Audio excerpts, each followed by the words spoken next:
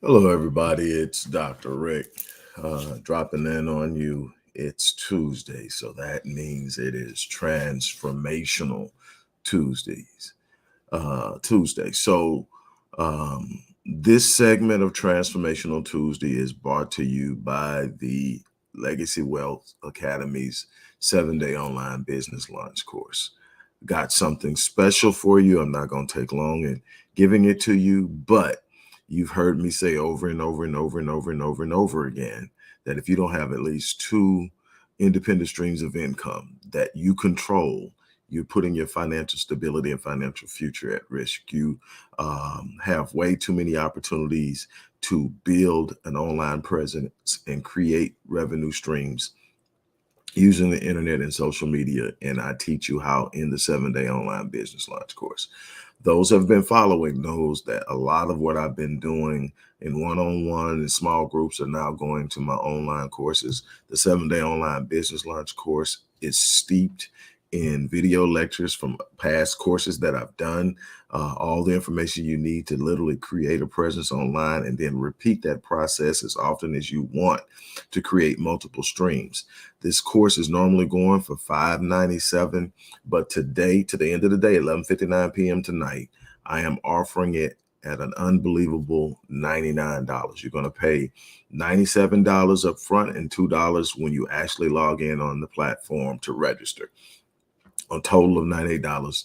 Again, another beautiful thing is my company works with Afterpay. So when you decide to sign up, if you want to split it up into four separate payments, you can do that. If that makes it easier for you to sign up. But for $99, I have not offered this course at that. When I was doing it as a webinar, it was more than that. This online course is more comprehensive. It's more intuitive. It's set up to make you win. Again, if you don't have at least two streams of income, you need to be signing up for this. Again, just for today only to 11:59 tonight, we're offering this course at $99. Now, here is the kicker. You've heard me talk about the Mind Unleashed course. It's another course that we have created. Well, I've created and we've put online. And this is about transformation. We're going to go over a lot of the keys that are going to be covered in this course and what we're going to talk about today on Transformational Tuesday. But this course is normally $597. If you sign up for the 7-day online business launch course at $99, you can get the second course, the Mind Unleashed, for $27. That's today. It ends at 11:59 tonight. So I encourage you to sign up. All right, let's talk. Life is happening. And what does that mean? Life is happening. Things are changing. You are changing.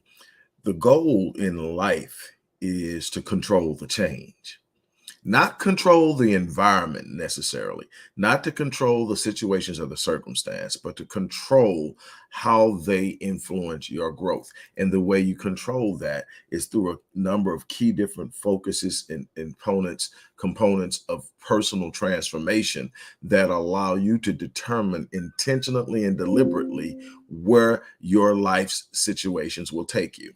You're not going to avoid the storm. I tell people all the time, you are not going to circumvent the vicissitudes of life. You're not going to circumvent the storms of life. Something my grandfather taught me at the age of 17. I was reared by my great-grandparents. So when my great-grandfather, which I refer to often as my grandfather, but I always called him daddy, when he started teaching me, I want to say that he took almost complete control of my upbringing at about 9 years old. He told my grandmother to step back and he took over and he just taught me these things. And I tell people all the time, I can't tell you why I wasn't like the average kid who thought my parents were the lamest people in the world and I didn't want to be around them or I didn't want to listen to them. I sunk into everything. I sought them out as often as possible. I love to sit there and listen, and I can't explain why. So teaching me wasn't I guess what would be the norm, like, oh my God, here he comes. That was never me. It was like, oh man, I'm about to sit down. And so every day I came home from school, from football track practice, I'm sitting down on the porch with him and he's kicking me knowledge from a kid on up. And then, so when I was 17 years old, he stopped me on the porch, and it's just another day, I think, but this day was different than any other day, at least for me. He might have just been, but he sit up and he told me, hey, he said, I'm gonna tell you something. He said, if you get this, it's gonna go a long way. And he told me in his way. I'm telling you what he told me in my way. He said, look, you're in one of three places in your life. Don't confuse it. Don't make it complicated. You're in one of three places. When you take on this mindset, so much of your frustration, so much of your pain, so much of your whining about how life ain't fair, all that stuff will just go to the side because you understand this. And that's it. You're in one of three places in this life. You're either going into a storm, in a storm, or coming out of one. That's life. That's what you're going to do over and over and over again. Yes, you're going to have these unbelievable times. You're going to actually get stronger while you're in the storm. You're going to find things to enjoy, find things to smile about, find things to get excited about. But you got to understand that everything is this cycle of going into a storm, being in a storm, coming out of a storm, enjoying the fruits of being able to weather the storm and allow the storm to do what the storm does. And he said this, he says, don't get frustrated and caught up in how you got there. Yeah, you need to understand, because you want to avoid pitfalls as often as possible. He said, but your number one responsibility when you find yourself in a storm is to make sure you come out of the storm a better man than the one that entered. He said, if you allow the storm to shape you, allow the storm to strengthen you, you allow the storm to teach you, it's about the perception of the challenge. I can look at it as this thing that came to destroy me and I'm miserable. I can look at it as this thing that came to tear me down and now I'm whining and complaining about how unfair life is. Or I can sit up and say, here comes another challenge. This is the weight room of life. This is the track of life. This is this place where I come to get better. I come to get stronger. It's the storm. You cannot get around it. But if you, son, decide that you're going to make yourself be better every time you come out of a storm, if you allow the storm to do what the storm does in your life and you come out a better man than you went in, you don't have to chase greatness. It'll overtake you. It will literally overtake you if you learn how to come through storms and be bigger, stronger, better, smarter, more loving, more giving, more mature, more aware. Then there's absolutely nothing you can't conquer in this life. This is a second grade education. A man born in 1909 that's teaching me this. And that day, just say, don't run from the storm. Prepare for it, because it's coming and you can't avoid it. But you can determine how it impacts you. And that's the thing about this life. Transformation comes through the circumstances and the situations and the challenges of life. But if you sit down and you decide that you're going to be a victim, the storms of life will crush you. They will zap the life out of you. But if you decide that I came to conquer, I came to win, I came to be a representation of the God in me, I came to be a representation of the gift and purpose given me, then the storm will only strengthen you. And then when you start to see the storm as something that strengthens you, you get excited, not because you are a sadistic and you like pain. You get excited because I'm about to get better. People are wondering why you're smiling in that moment, because you see beyond the moment. When you teach yourself to do that, you do. I'm going to give you 7 quick keys to positive transformation. The thing is, you can't stop change. Change is happening, but you can deliberately and intentfully determine how you're going to change. And when you do that, you create growth in any specific area you desire. You can develop into this massive, unstoppable force in any area you desire in life solely by determining that's where I'm growing. The first thing is self-awareness. The first key is self-awareness. You have to know who you are. I come in contact with so many different people who don't even understand or know who they are. Without knowing who you are, you don't know your strengths. You don't know your gift. You don't know what drives you. You're simply doing what you've been told to do. You've been simply doing what everyone else is doing. You're simply doing what seems to be the path of least resistance. Everybody's doing it. Well, if everybody's doing it, I guarantee you almost everybody that's doing it is average. And while average sounds good in school, I get a C, I'm passing. And you go through all of your developmental years thinking that average will get you somewhere. Because if I got a C, I'm passing. They're telling you that a C behavior will produce success. And it only happens in school, because the moment that you come out and you go into this world and you apply a C mentality to anything, you get very little, and you end up in this big gob of people who are meandering through the maze of mediocrity because they never took time to understand themselves. They never took time to nurture the gift. They never took time to develop a sense of identity. When you anchor yourself in your own personal identity, when you truly understand who you are, you're not shaken by the different things that come in your life. You're not shaken by adversity. You're not shaken by delay. You're not shaken by pushback, setbacks, and falling and stumbling. You understand it's a part of life, but you understand that you're built for it, that your very identity and your purpose settles you for a better and bigger situation that's to come. And you're seeking it, and you're striving for it, and you're fighting for it. But let me tell you something. If you don't learn who you are, if you don't have a sense of self-discovery, if you don't conduct introspective examinations, internal examination, I believe it was Socrates that says the life unexamined is not worth living. If you don't take time to understand who you are, you will be constantly led by other people who know who they are. And you will almost acquiesce to it because you don't realize the greatness that lies within. Next is a willingness to change. Change, when we are witness it, we resist it. No matter what it is, we resist change. Why? Because change immediately and consistently moves us out of our comfort zone. We want to get settled in. We want to find a place that we are good at doing something. We want to find a place where we know exactly what's going to happen. We want to find a place where everything is predictable. The problem with predictability is it's because it's cyclical. You're doing the same thing over and over, getting the same results. You're not advancing.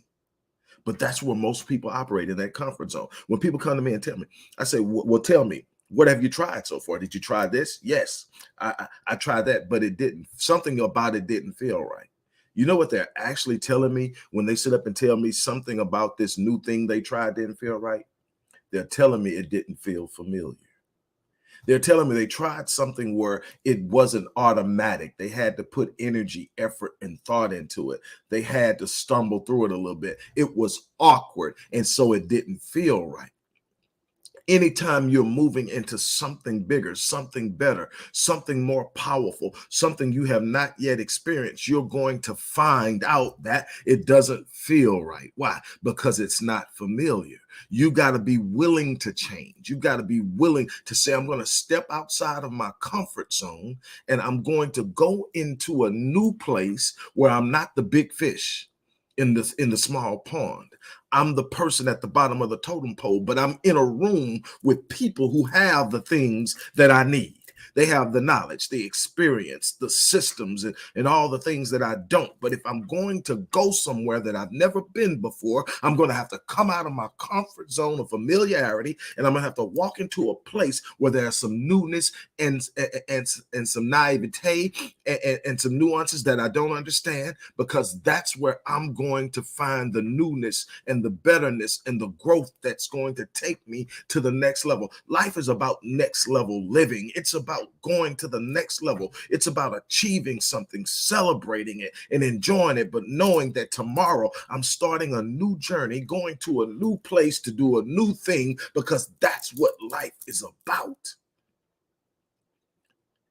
We dodge the change. We despise the change.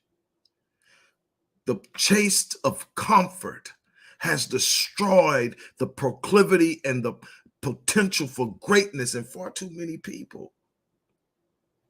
Next, goal setting. Setting goals gives you something to aim at. Setting goals gives you a precise destination. Why is that important? Have you ever tried to go somewhere and you don't know where you're going? Think about it for a while. But yet, I will argue 80+% of people in this country wake up every day going to a place they don't know where they're going. They know they're going to work, but they don't, and they know they're going to get a check, but they can't tell you where they are going in their lives. What's the end game? Why am I here? What am I going to do with my life outside of go to work, get a check, and pay bills? What impact will I leave on the world? How am I going to leave a legacy so powerful that it speaks of me after I'm gone?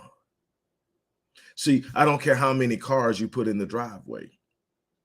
They won't speak of you after you're gone. People will get them when you leave them, and they'll drive them till they're not drivable anymore, and they'll go on, and that's it. No matter how much money you put in the bank, about people will get it, inherit it, and use it, and still won't never speak your name. But when you make an imprint on this world, when you make an imprint on other people's lives, when you sit up and show somebody how to heal, when you show somebody how to grow, when you show somebody how to change, when you show somebody how to become, they'll remember you. They'll speak of you. They'll tell their children, and their children wonder, who is this guy? Who is this woman? Who is this person? And you have the ability to be that in some area of life. Search your gifting. Solomon said that your gift will make room for you and bring you before great men. What was he really saying? He's saying that there's a gift planted inside of you. That's your security. That's your assurance. That's the emblem of the covenant, so to speak. And let me explain something to you. And those of you who can follow, please follow. Those of you can't, I'm going to give you enough context so that you can keep up. But the people who are of the Abrahamic faith, whether you're talking Judaism, whether you're talking Islam, whether you're talking Christianity, y'all walk with me for a minute. Y'all gonna understand this. Everybody else pay attention, because there's a principle involved, no matter how you view God or whatever. But let me tell you something. So God goes to Abraham and says, Abraham, I want you to leave your family. I want you to go out and go away from this thing. And it says that Abraham believed God, and because he believed him, it was accounted to him. His faith in God purified him, made him righteous, accounted for him being righteous. Not anything that he did, not any type of penitence that he did. It was his faith that made him righteous. Now he said, I believe you. He believed him enough that he packed up his wife and he took his stuff and he left. God made him another promise. God said, I'm going to give you an heir. Through this seed, you will become a father of many nations. Matter of fact, I'm going to change your name from Abram to Abraham to reflect that you are a father of the multitudes. See, he's changing the name because the name changes the self-talk. Now, when I say my name, I'm speaking my future destiny. The name gives power. That's why you need to know who you are. That's why you need to identify with something that you can anchor yourself in, because he's doing something. He gives it to him. But this is not the end. If you go to Genesis 15, God has made the promise. God has brought Abraham through some things. God has done this, but then he gets there and he's telling Abraham, I'm going to do this. And Abraham has already told him, he believed him so much that God already had accounted it for righteous. But Abraham says, I believe you, but what will you give me to assure me of something? And if you don't understand the context, if you don't have any historical context to why he's asking that, it seems like he's doubting. But what he's doing is he's calling into play tradition. He's saying that anytime that there is an agreement or a covenant, there's an emblem of the covenant. There's an emblem of the sacrifice to be made. Is a promise, something you give somebody to say that, here, hold this until I bring you the promise. So when men used to go away to war, they would leave things in the hands of their sons and say, hold this until I get back. Maybe it's a piece of jewelry, maybe it's a precious stone, but he says, hold this until I get back. This is my promise that I'm returning to you and I'm coming back. Hold on to it. And so when God said, when Abraham asked for an emblem of the sacrifice, or God gave him a covenant. The emblem is the covenant. It is this thing. And so what happens is you've got to have something that you can hold on to as an emblem of the promise God gave you. Gift. The gift is the emblem. The gift is this thing is what anchors the promise, anchors the covenant. Planted inside of every last one of you is the emblem of the covenant, the emblem of the sacrifice, the emblem of the infinite commitment and promise of provision for you to complete and do the things that God designed you to do. The emblem isn't considering the challenge. It's aware of it, but the challenge has no power to influence the emblem. What are you saying? What I'm saying is people will look at me and wonder why I'm carrying it some way, because there's something in my spirit that disagrees with my circumstance. What do you mean? There's something inside of me that's bigger than the moment. There's something inside of me that's bigger than the heartache. There's something inside of me that's bigger than everything that I could possibly go through at any moment. I see the circumstance. I'm aware of this. I'm not in denial, but there's just something in my spirit that disagrees with my circumstance. And what does that mean? That means that I can look beyond the moment and understand that the circumstance is temporary, but my destiny is eternal, and I'm walking towards my destiny. You guys set some goals. Consistency is another key. Consistency. That's doing something over and over again, regularly and consistently committed to it. It's not jumping in and jumping out. It's not doing it just when I feel like it.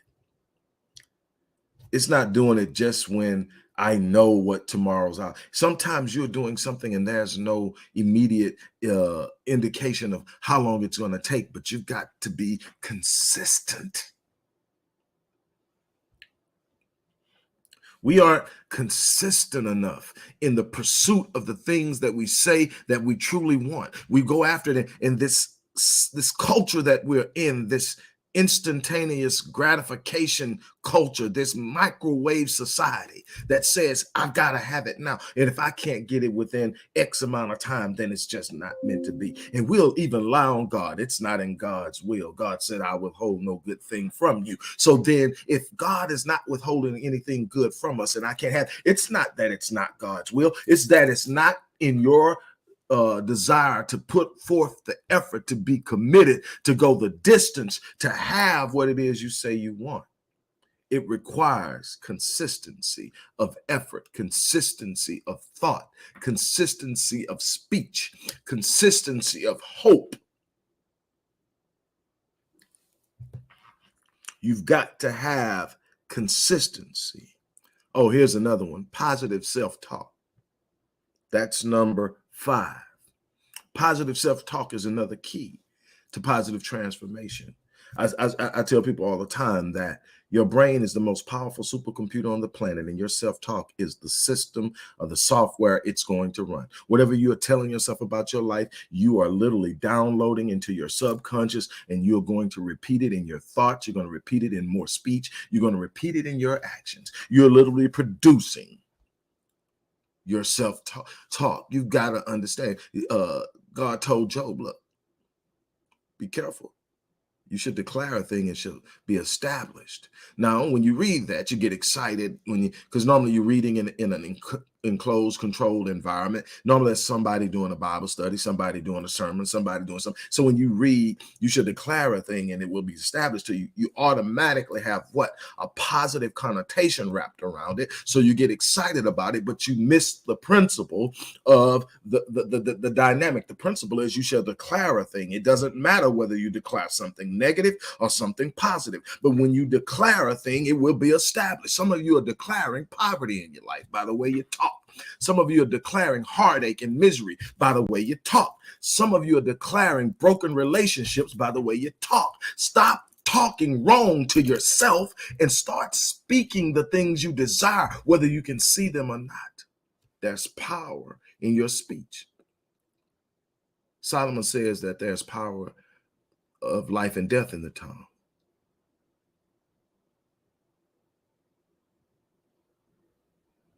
Guard your tongue. Guard your self-talk. Number 6, a support network. The people in your periphery. How many times have I told you you're going to be the average of the 5 people you spend the most time around? In income, in state of mind, in viewpoints of how you see the world around you, you're going to be the average of the 5 people you spend the most time around. Build a circle of winners. Build a circle of people who will let you set your life on fire, then help you fan the flames. Build someone that's going to build a circle of people who will hold you accountable, but lift you up and build you up and remind you in the darkest moments of who you are.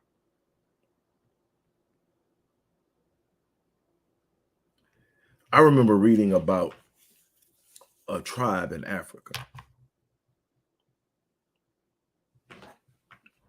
I can't remember the name of the tribe, but the story goes like this, that when a woman finds out she's pregnant, there's this tree on the outskirts of the village that she goes and she sits there and she comes up with a harmony and the words to a song. And this song is her baby's song. It's the first thing this baby is going to hear.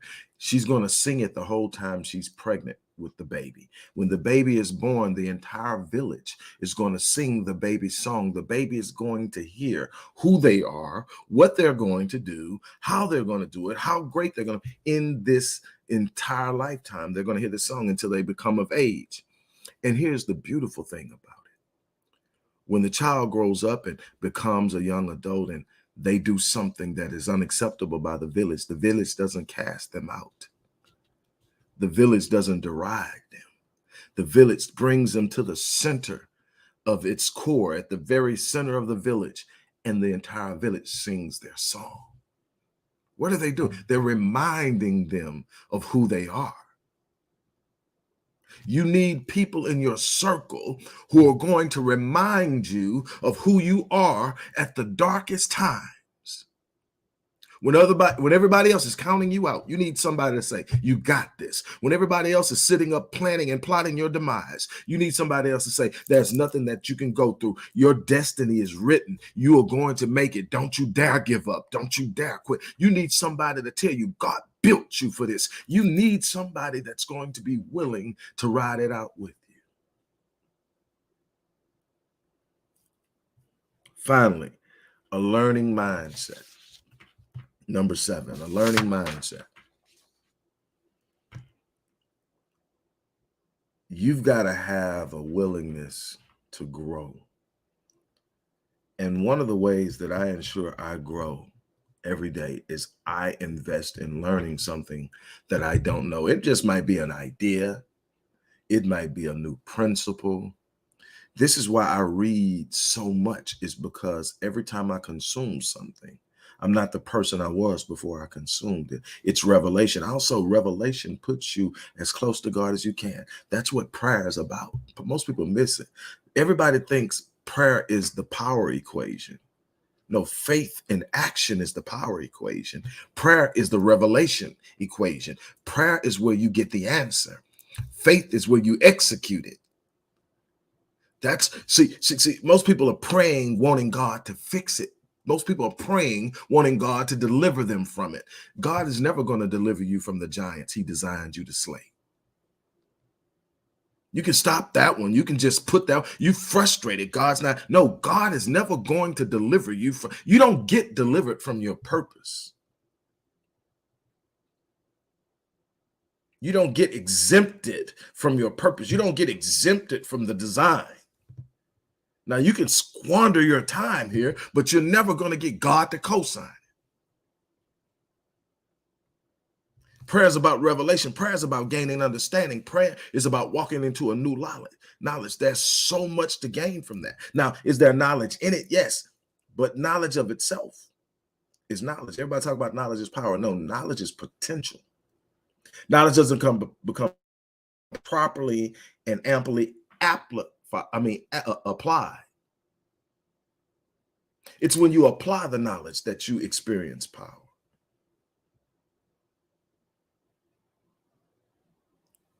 Personal transformation is a process. And when you properly engage the process, nobody can stop you. Doesn't mean you're not going to have challenges. Just means that it can't stop you. Doesn't mean that there won't be people who dislike you. Just means they can't stop you. You're going to have to make up in your mind that you're going to do what you're supposed to do and become what you're capable of becoming, to truly experience life in the way that it's meant to be experienced, to truly become a key and a pathway for other people to walk into their selves. It's not about you. It's about you doing what you were put here to do. Your benefits, the things you get to enjoy in this world, is because you're walking out your destiny. When you start chasing things before you start pursuing your purpose, you put things out of line. And you'll start, you may even be successful at accumulating a lot of things, and you're wondering why you're still miserable. You're not walking in your purpose. Things don't make you. Living in your purpose is the fulfillment of this life. So I challenge you to become transformed. And as Paul put it, be transformed by what? The renewing of what? Your mind. On that note, look, I hope that I was able to bless you. I hope that you got something out of that. As I stated when I first came in, look, until midnight tonight, well, 11:59 p.m. tonight, you can get the 7-day online business launch course, the thing I've been preaching up on for about 1.5 years now, so that you can learn how to create online streams of income, create online businesses, and hedge your primary source of income, or create a new primary source of income, completely change your career, whatever you want to do. The opportunity is there. There are no limitations except for the ones you accept with your mind. Today until 11:59 p.m., you can get this $597 course for $99. You will pay $97 up front and $2 when you actually log into the platform to start taking the course. You will also have the opportunity to get the Mind Unleashed course, another $597 course for $27. All of this, if you sign up today before midnight, it's up to you. The opportunity is there. If you see the value in it, jump on it. If not, I understand. But you've got to start making moves. On that note, I'm out of here. As I always say, I live my life on full so that when I leave this place, I die on E. I challenge you to do the same. On that note, I'm out.